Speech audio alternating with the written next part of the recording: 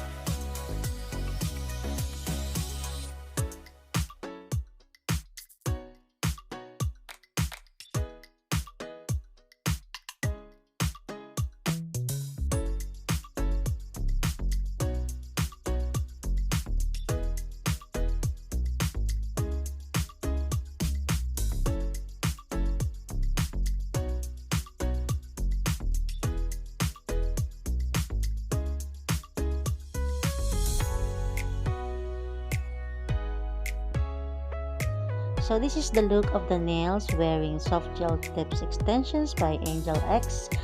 So let's start the nail design.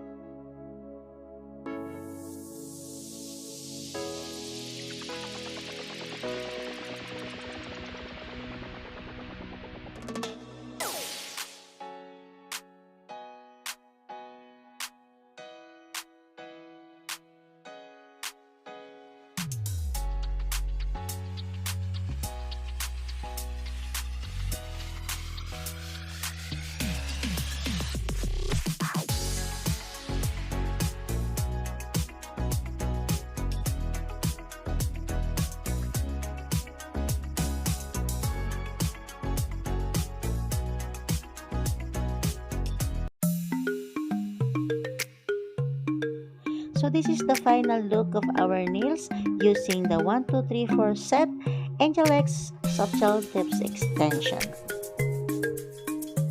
So disclaimer lang mga frennies, all the products that I use in this video are not sponsored. Sana nagustuhan nyo ang aking video for today and don't forget to thumbs up.